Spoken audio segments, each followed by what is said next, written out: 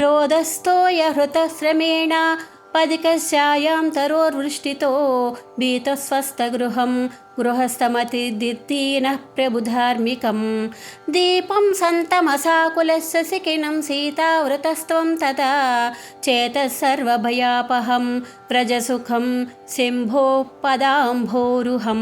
ఓ మనసా, నీళ్లలో కొట్టుకొని పోవువాడు తీరమును, బాటసారి అలసిపోయి చెట్టు నీడను, వర్షం వలన భయపడువాడు మంచి ఇంటిని, అతిథి గృహస్థిని ఇంటి వలె, బీదవాడు ధనిక ప్రభు వలెను, చీకటిలో ఉన్నవాడు దీపం వలె, చలి పుట్టినవాడు అగ్నిని ఆశ్రయించుట వలె నీవు సమస్త భయములు పోగొట్టి సుఖములు కలుగజేయు ఈశ్వరుని పాదపద్మాలు ఆశ్రయింపుము.